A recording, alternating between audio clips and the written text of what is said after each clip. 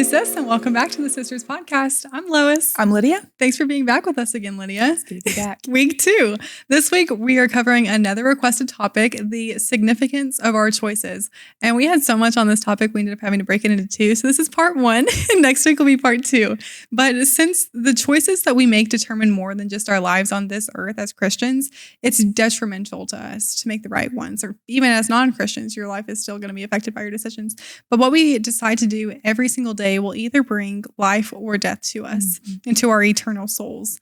And the beauty of submission for a Christian is that we know that God's way is the way, John 14:6. But not only is it the way, it is the better way. It is the best way. God's way is always going to be what works out best for us. We just don't realize that all the time. But if we did, it would be so much easier to make choices. Well, and it's really hard when you pray about things and you are really hoping for a certain outcome and it just doesn't happen. And you're like, well, I guess I'm making this choice now, or I guess I'm making this decision. And sometimes those end up being the best. They are always the best because God's way is always the best way. Just like you said, God's better is always best. And so I think keeping that at the forefront of our mind as we're making choices and as we're making decisions, if we're praying about it and we're keeping that at the forefront of our mind, then it's all going to be okay. And Jesus shows us that when he prays for not my will, but thine will be done in Matthew 26, verse 39. He gives full submission to his Father and setting the example for us. We are to be in full submission to him. It is the perfect surrender to God's will because it is the very foundation of humanity's hope for salvation. And we see that with Jesus. But being mindful of the significance of our daily choices and daily decisions is an important part of a Christian's life. This topic was requested, of course, and we're going to do our best to cover this in a way that hopefully is how you wanted it. I wasn't really sure how they didn't go into detail with the request, but hopefully it will be broad enough to where this will cover whoever asked it, what they were wanting with it. Yeah, I mean, we kind of cover all the bases. We really do. Not to jump ahead of the gun. In it. Yeah, that's helpful to you in your situation. Not to jump ahead of the gun, but we cover dating, we cover marriage, finances, career, living, friends, all of it. So we're all over the place. Yeah, so it's going to be good. So you have to tune in next week. Part 1 and part 2. Yeah, it's going to be great. But the first choice that we have to make, and the most important one that we will make, is who will we serve? Everything else after this follows this decision. And we read this in Joshua 24, verse 15. Will you read that verse for me, Lydia? Yeah. And if it seems evil to you to serve the Lord, choose for yourselves this day whom you will serve, whether the gods which your fathers served that were on the other side of the river, or the gods of the Amorites, in whose land you dwell. But as for me and my house, we will serve the Lord. I had a plaque in my house saying that when I was a kid. I love that verse. I mean, because it is a choice that we have to make. Who will you serve? He's like, if it seems evil to you to serve the Lord, then you choose who you're going to serve. But as for me and my house, we will serve the Lord. I'm going to make an assumption today to say that everybody listening to this episode has probably decided that they are going to serve the Lord. But have you really done that? You might have, or if you haven't, start doing that. Make that decision right now. If I'm making that assumption falsely, I'm sorry. But this is something that only you and God can truly know as to if you have truly chosen him and you are truly choosing him every single day of your life. Because if you have chosen the Lord, your daily choices should reflect that. We know that in Matthew 7, verse 21 and 23, it says that not everyone who says, Lord, Lord, will enter into the kingdom of heaven, but those who do the will of the Father in heaven. His book, of course, is the guideline for living, but it's not just a book of thou shalt nots. It is a book of better. It is a book of the better way, the better solution, the better things to do. Galatians 6, verse 9 says, do not be deceived. God is not mocked. For whatever a man sows, that he will also reap. Every single choice that you make, whether that is good or bad, has consequences. We will sow what we reap in the decisions that we make in everyday life. Yeah. And not every path that we take that looks good will lead to good. There's a way that seems right in the way of the Lord. Wait. Right in the way of man. Right in the side of man. Side of man, yeah. Sure. but it's not right. Our human eyes can deceive us and they will receive us. We can get caught up, we can get distracted, or we can just be blinded by what we think is the right path, but it's not what God wants us to do. It's not the path that God has set in front of us. Yeah. And that is why it is so important to ask God for wisdom, of course, and to look for him to guidance and to search his word to help guide our decisions. Yeah. When, I mean, there's a reason Jesus said to take up your cross daily and follow me. That's a daily choice. It's not just a one and done thing. It is a daily decision that we have to make. And so just like Lois has said, we have to be super mindful of that in our day-to-day lives. But I want us to think about Psalm 119 and verse 24 that says, your testimonies are my delight. They are my counselors. Are we consulting his word as we make choices day to day? Where are we turning? Are we turning to TikTok? Are we turning to Instagram? Are we turning to just our friends? Who are we going to for advice? Because Psalm 119 reminds us that your testimonies are my delight and your word is my counselor. And so I think it's really important that we think about who or what is where we're going to get our decisions and where we're going to decide what choices we're going to make in life. Because there's a lot of forks in the road in life, and there's a lot of decisions that we're going to have to make, and they're not always right or wrong. There are so many times when I'm like, what decision do I make? And my friends are like, Lydia, there is not a right or wrong decision in this. It is just a yes, this or no, this. Like you're just making a choice. And it's so easy to think like, oh, like this gives me decision fatigue to sit and think about this. I don't want to have to think about it anymore. But God's word gives us the answers to everything that pertains to life and godliness. 2 Peter 1 and verse 3. And I'm so thankful that his word is that lamp that lights our path. I mean, Psalm 119:105 says, your word is a lamp into my feet and a light into my path. If his word is what's guiding us and that we're using as a lantern to guide every step that we have and that every step that we're taking, then we know that we're going to be able to make the best decisions that we can make. And if we're honest, I think there's going to be a lot of choices that we face in life that we would love a complete guidebook on. Like yes. If I could just have a guidebook with all the answers to Lydia's life, that would be great. I want to, if I could just know, okay, what choice do I make when it comes to a job? What choice do I make when it comes to a career, to education, to the man I'm going to marry? Where do I need to be and at what time? And I'm going to be there. If I could just tell me when and where I'll be there. Yeah, I don't want to know a day I'm dying. That's a little too much, but I would love a guidebook to every single situation of life. But it's just not going to happen that way. Where does trusting God come in if we already know the answers to everything? So I think there's a reason that we need to keep Proverbs 3:5-6 just tucked away in the back of our minds, knowing that we're going to trust in the Lord with all of our heart and not lean on our own understanding, but in all of our ways acknowledge him so that he can direct our paths. In all the choices that we will make in life, I pray that we will never forget that truth, the truth that he is the one that is guiding us and that he's the one that's going to guide our path if we are trusting in him, not in our own selves. Do not trust in your own understanding, but trust in God. And if we're doing that, then we can know that we are making the best decisions and that God's going to direct our path. It's not going to be pretty all the time, but we could look at the life of Joseph and say, Joseph made choices. He experienced life, and yet God was with him in all of it. Absolutely. All of it. And so I think if we're keeping that mindset, it's going to be a lot easier for us as we make decisions too. And I like that you said Proverbs 3:5-6, because the trust aspect of it is huge and it's vital for a Christian in making choices. So I mentioned before this that we weren't exactly sure where this topic was wanted to go, but we were going to cover all the bases. So if you already saw the topic of this, the first one we're going to do is dating and marriage. I just did a quick little Google search of the biggest decisions that people make in their lives. And so we're going to cover all of them, starting with the number one decision, according to Google, that people have to make is relationship decisions, choosing a life partner, deciding to get married, or choosing to divorce. That's a lot. It is. That's why we had to make this its own episode. But this is a decision that will shape our entire lives. And Lydia and I are both in the choosing part of life right now, choosing who we will date, choosing who we will marry. And this is a huge thing on our plates right now, as is most people our age.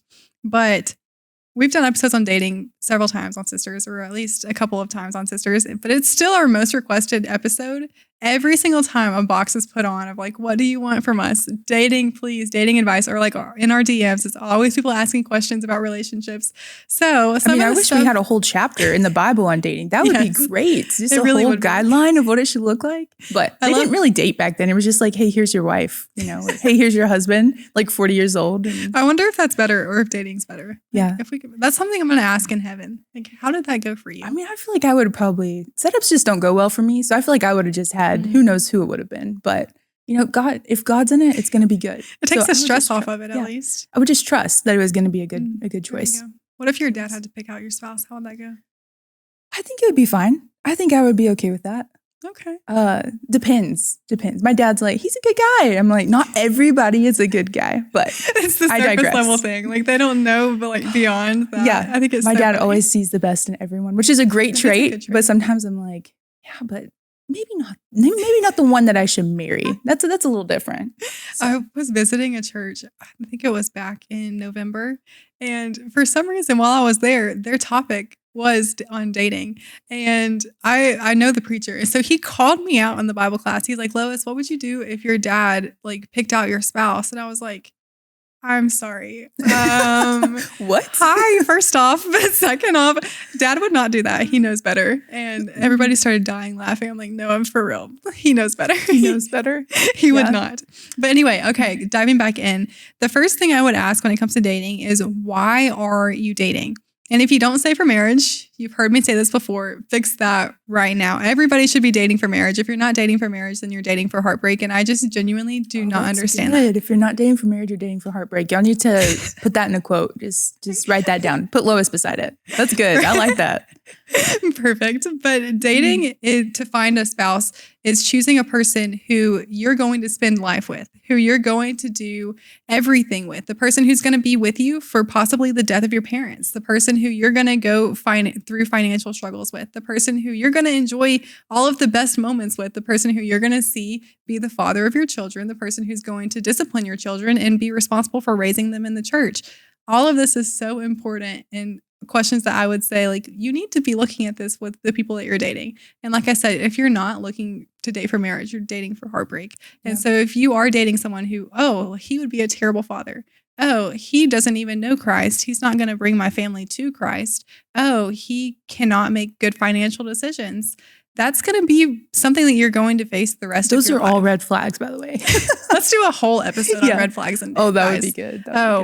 We could really get down with that. But wait, also we would need an episode on red flags for girls. Yeah. We'll keep it even. We'll do it both ways. Yeah, both ways. But I mean, I think I've heard it said the best time to get a divorce is before you get married. That's the bet. Even if you have been in a relationship with someone for 5, 6, 7 years and you're like, but I've invested so much time. If this is not someone that you want to do the rest of your life with, that you don't want raising your children, that you don't see being a good father or a spiritual leader in your home, then now's the best time to cut it off. And yes, it's going to be hard. And yes, you've invested a lot of time, but it's not worth a lifetime of heartache to endure that. It's just not worth it. I was listening to a podcast several months ago at this point. It was on dating, actually. And the guy posed this question. He said, who do you want to go through the storms of life with? And he just kind of paused after that. And I was like, that is so good. That is such a good question to ask, of who do I want to face life storms with? Not who do I want to go through the ups, who do I want to go through the ups with and, be riding all the highs and, all the joys, but who do you want to go through the hard times with? And letting that kind of be the filter for choosing a spouse, because it's really easy to think about the mountaintops when times are good and you are just all lovey-dovey and everything's great and it's just all new. It's exciting. But when you think about when you reach those valleys and you truly are walking through the valley of the shadow of death that's talked about in Psalm 23, or when you're walking through the death of a parent or the death of a sibling or experiencing life's heartache or losing a job. I was talking to a girl I worked with not that long ago. She's like, in our first year of marriage, we experienced everything that people talk about experiencing. She's like, the loss of a job, the death of a parent, his brother got cancer. Like we've experienced all of it. And she's like, I just couldn't imagine being with the wrong person and experiencing all of that. And so I think if we keep that context in mind and think about who do we want to do the hard things with, that will really help us to choose wisely. Because I think there's no decision that you could make that would make your life more miserable or imaginably better than what you could ever think of. Absolutely. It scares me to see people getting into relationships with the mindset of, well, we'll figure that out later. Because if you're in a relationship or not in a relationship or searching for a relationship with someone who shares the same core values of you or shares the same core values in Scripture, then that's an issue. The relationship is not going to be pleasing to God. It's impossible. And there are some things that don't need to be figured out later on or after you get attached to them, or even worse, after you say I do to them. because that is a problem waiting to happen. And make the choice now. Have those hard conversations now. Because if your values don't line up, you don't need to be tied. You don't need to be one flesh with this person. Yeah. I'd encourage you to choose a soulmate, SOLE, and not a soulmate, SOUL. There's a big difference. Our world loves to talk about find your soulmate, pick the person that is meant for you, and so on and so forth. And Lois, I'm sure you've encountered this as well, and you've seen it, or maybe even experienced it as you're talking to people or even talking to guys. But there's a lot of just shallowness that goes on in relationships where it's like, what's your favorite color? What sports do you like? We're trying to find these people that fit every single piece of our physical life and that match us perfectly. Like, well, if they don't like Alabama football as much as I do, then I'm not going to be with them. Or if they don't enjoy going on walks as much as I do, then I don't want to be with them. Or if we don't like sports, like all these things, and those things just really don't matter. They're not the important things. So I think it's important to keep in mind that we need to pick a soulmate, someone that is willing to put their work boots on, the soles of their feet, and just walk beside us in ministry and serving God together. Because if we don't have that, then how are we supposed to make it through life together? That just doesn't matter. So we want someone that's going to be serving God right alongside us. In other words, you should not be dragging someone behind you, spiritually speaking. Yeah, absolutely. I went on a date with a guy it's been several years ago now, but I came home and I was kind of debriefing with my dad because there were just some things that had come up and I was like, And just spiritually speaking, I was like, I just don't know. And my dad's like, you should not be dragging someone behind you. Mm-hmm. They need to be the spiritual leader of your home. And if you're thinking that way and you're filtering through, you're like, oh yeah, that makes sense. I want to be with someone that's going to spiritually lead my family and that's going to help us get to heaven and that's going to have those things prioritized. But there are a lot of guys who can put on a front and they can appear to be godly men, but you need to watch their actions because you need to see that what they're telling you matches up with what they're actually doing. A lot of the times they know what to say. Absolutely true. They know what to say and they know how to fit the piece that you're looking for. Oh, yeah. And that doesn't matter. It doesn't matter because when it comes down to it, you can see someone for who they are based on the actions that they make. Not just when you're watching, but when you're not watching too. And that's why it also worries me to see these girls who are getting married like right off the bat after meeting somebody. And I'm like, have you seen like his heart actually? And like, how does he treat this person? How does he treat this person? Yes. Like, that's and have important. You walked through a hard thing? But like, yes, somebody told me, it's been a few years now, but she told me like, I think that you should date for a year to see them through every season of life or every season of the year. And I liked that because I was like, okay, well, what about in this aspect of things? Is he going to be doing right in this? Is he going to be doing right in this? How does he respond to this? Because it's hard to keep up a front as well for a year. Yeah. You can keep up a front for a few months. You can keep up a front. But for a year, I would say at that point, you're going to be seeing the true colors. Yeah, you're going to see the true colors. And also, I think it's really easy to see through the facade of what somebody's putting on. And when you're watching them day in and day out, how are they responding to this hard thing? Mm-hmm. Or everything is 10 times more magnified in marriage.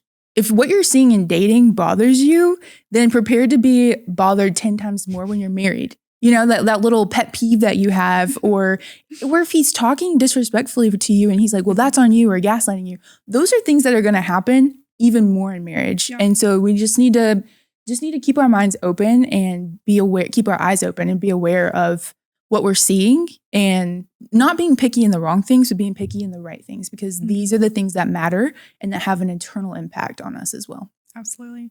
And my first question to ask a guy would be, are you an Alabama fan? Of course.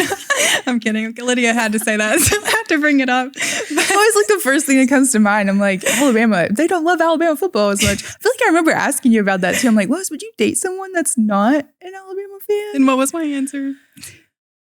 I feel like you said you just didn't know if you could do it or not. But I don't remember fully if it was a strong no. I had this conversation. This is completely off the point, but I had this conversation with a man at Dillard's earlier this week, the cashier. I was talking to him and he found out I was a Bama fan and he was talking about dating and all of this.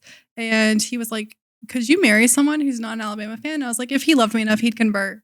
that's my mindset behind it. Anyway, that's completely beside the point. Going into my primary questions would actually be, is he a faithful Christian? Keyword faithful there, because is he a Christian? He can like he can wear Christ's name or say that he wears Christ's name, but if he is not a faithful Christian who is living every single day as a living sacrifice, then he is not the man that you need to marry. It goes back to last week. Is it a lukewarm faith that he has, or is it a hot and ready to serve and I want to be there every time the doors are open, but also my personal Bible study and my prayer life is really strong? And also make sure you're that too. Like, is he the one starting biblical conversations? Is he praying for you? Is he praying for your family? Is he praying for your future? Not only can he quote scripture, but is he living those scriptures? Do you see him living it out? Do you see him bringing other people to Christ? Do you see him trying to evangelize? I have so many questions. If you need a list of questions, girl, I got you. But does he care about his soul? Does he care about your soul? Does he care for your soul? Does he care for his soul? Does he serve others? And does he love with the love of Christ? I'm telling you, I need to just have a whole episode just on questions to ask when dating. But choosing a man of God is one of the most significant choices that you can make. But so is choosing a man of the world. You can make either choice.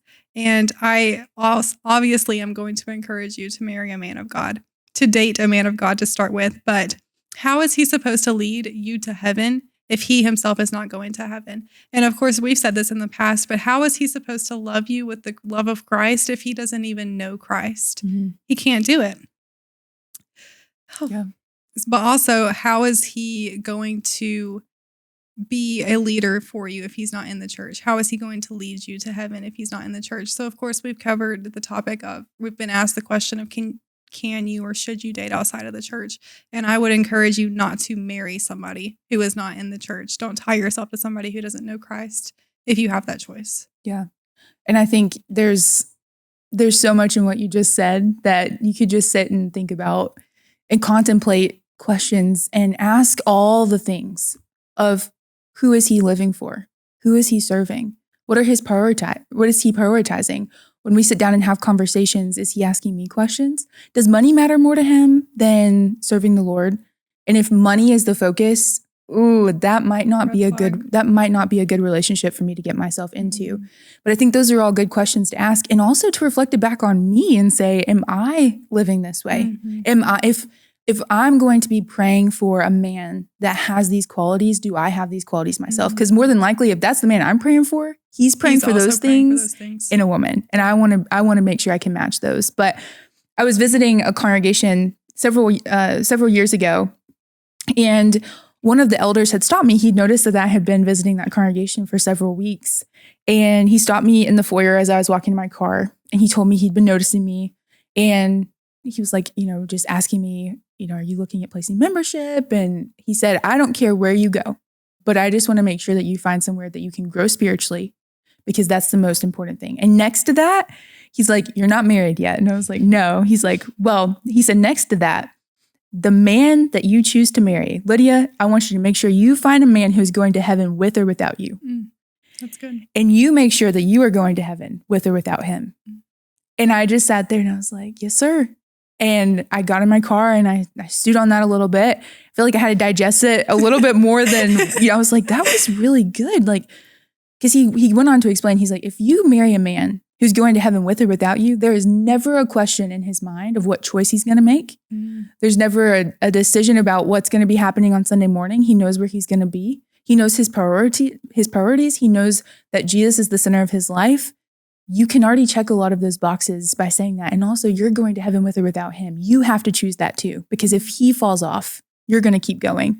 And, I think we have to find someone who is going to help and not hinder us on our Christian journey. And if we can do that, then we're going to find someone who's human just like us, that's imperfect just like us, but we're going to be able to get to heaven together. Absolutely. And that's what really matters. That's what matters. And I've had people tell me that guys my age just don't take church seriously yet. You just have to meet them where they are and train them, Lois. They don't take it seriously at your age. And sadly, I think that this view is pushed on girls too often, and they end up dating and marrying weak Christians because they'll get there. They're just young. They're immature. They'll get there in their faith. And it is possible for them to get there. I'm not saying that it's not possible, but at the same time, why would you choose to put yourself in that situation? And why are we telling girls this too? Why are we telling girls like, oh, you can fix him. You can fix him. No, that's not the mindset. We're not in the business of being fixer-uppers. No. We are not in the Chip and Joe business. And like, obviously the classic, like, don't date potential. Don't date potential. Yeah. Especially don't marry potential. Yeah. If I could tell you anything, don't marry potential. But the choice to wait on God's timing and not taking it into your own hands is a big choice, but it's an important choice. And I think that if you asked any Christian woman who is married now to a faithful Christian, she would say to wait. Mm-hmm. Don't rush. Don't take it into your own hands. Wait on God's timing and wait on a man who is putting God first, who is spiritually mature, who is a leader, and don't marry just to get married. Yeah. I mean, I'm someone who's in the middle and the thick of the waiting season. I have been for the last 27 years. And it's really easy to get stuck in the waiting room because you're like, oh, when is this going to happen? I'm not going to do anything. You know, I'm just going to wait for this to happen. Mm-hmm. But the waiting season can be a very beautiful thing. And doesn't mean we're not working in the meantime. We should be. If you're just sitting around on your couch waiting for some FedEx guy to show up at your door while you watch Netflix, that's just order from Amazon. Come on. That's not the idea of waiting. But I think waiting on the Lord will surely be worth it all. It really will. But Psalm 27:13-14 has been my anthem for the last several years. It says, I believe that I shall look upon the goodness of the Lord in the land of the living. Wait for the Lord, be strong, and let your heart take courage. Wait for the Lord, which goes right along with Psalm 37, verse 7, that says, be still before the Lord and wait patiently for him. Mm-hmm. And I think just to ponder that marriage is a lifetime commitment till death do us part, it's not worth being hasty in that lifelong decision. And in a lesson that Brent Rice preached recently on marriage, divorce, and remarriage, which was super good, he said this. He said, the person that you marry will have an eternal impact on you. They'll either help you get to heaven more than anybody else, or unfortunately, that's going to be the person that's going to help you get to hell more than anybody else. And I think that's something that we would all benefit from chewing on for just a little bit, that the decision that we make in a spouse is either going to help us get to heaven more, or it'll be the closest that we probably experience hell as well. That's scary, but it's also important to think about, like you said, that'll step on your toes. Yeah. But I realize that some ladies who are listening to this, I want to add this in before moving on, but some ladies listening to this might already be married, and they might be married to somebody who is not a man of God. And that decision has already been made. So everything that we have just said, it doesn't apply to you because you are already married. You have already became one flesh with somebody else. But my advice would be to you to make the decision every single day to love him with the love of God and to show him the love of God. Mm-hmm. Serve him as the Bible tells you to serve him, and to be an example leading him to the church with obedience and through obedience. Peter says a wife can win over an unbelieving spouse or unbelieving husband even without a word, but by their conduct. In 1 Peter 3, verses 1-2. Here he says, likewise, wives, be subject to your own husbands, so that even if some do not obey the word, that they may be won over without a word by the conduct of their wives when they see respectful and pure conduct. Yeah. And I think there's people that maybe have look back and say, well, I made an unwise decision. Like, I'm with someone who's not a Christian, and I wish I would have chosen differently. Mm-hmm. And like you said, and you've encouraged with scripture, that stay with that person. You have the opportunity to win them over and to show them the love of God. And maybe you're just in the position where you're like, this is hard. Marriage is hard, and I'm not there yet. And so I can't speak into all of that. But I would just say that choosing to stay married or to break your vows is just that. It's a choice. Yeah. And so is love. Love isn't some ooey gooey feeling like we see in romance movies. I mean, that's great and all, but it's not how real life plays out. And love is sacrificial service in relationships of any kind, but especially in marriage. I believe it was Glenn Colley who said in a sermon one time that it's not love that sustains your marriage. It's marriage that sustains your love. And I don't know if that's original to him or not, but my mom quotes it all the time to my brothers and I. And it's the covenant that you made to your spouse and before God that sustains the love that you have for one another. Feelings are going to come and go. They're going to ebb and flow. But love is a choice that you can choose to make even when it's hard. In 1 Peter 3 and Ephesians 5, I think, give us a beautiful illustration for choosing to love and respect our spouses so that we can have a marriage that is built on Christ and on that foundation so that we can enjoy the beauty of it and it be a blessing and not a burden. Absolutely. And I would encourage everybody listening to go back and read 1 Peter 3 and also Ephesians 5 because, like Lydia said, those are beautiful passages about this. And I would also encourage any girl or any woman who, whether married or unmarried, to pray for your spouse or for your future spouse. Pray for God's will to be done in their lives And in your relationships, pray that they are delivered from temptations. Pray for specific things or struggles that you know about. Pray for more than just what you want, but what God wants and what God's will is, because he knows best, like we say. Pray that he fears God and loves him with all of his heart. Pray for prayers of thanksgiving for him. Pray that he has wisdom. Again, I can give you a whole list here too of things to pray, but I will stop there. But some other questions that I would, of course, I have more questions written down. That's just the lowest thing to do. But some other questions I would say to help you make the right decision is he respectful? Is he kind? Is he patient? How does he treat others? Who are his friends? That will show you so much. Of course, there's the basic saying of like, show me your friends, I'll show you your future. Who are his friends? Who does he choose to take advice from? Who does he choose to be around and let influence him on the daily basis? These are not things to figure out later. And I know that this is like a yeah, duh comment, but more people need to truly understand that God's plan for marriage is one man and one woman for life. For life, as we say in Kitsing. But Mark 10 verse 9 tells us, what God has joined together, let no man separate. Along with the decision of dating and marriage comes with the decision of choosing to stay married or choosing to get a divorce, as was one of the other biggest things that Google said of a decision that you're going to make in life. And this is something that I feel like we need to talk about more, about making that choice. So obviously Lydia and I are not married, but I have experienced firsthand in a household what divorce can do to a family. And that's why I'm so passionate, I think, about choosing who to date, choosing who to marry, because it affects so much more than just you. It affects your future. It affects your kids, or it affects your kids' future. And so remember the importance of that and putting Christ first and making sure that you have the same goals, because divorce is truly an act of Satan. And I will forever stress the importance of marriage, because it is a beautiful thing when it's done in the Lord. Yeah. And it is a blessing when it is done in the Lord. And there's a reason we're told to marry, or there's a reason that we are told that becoming a Christian and who you marry are the two most important decisions that you will make, because I feel like they go hand in hand more than a lot of other decisions that we make will.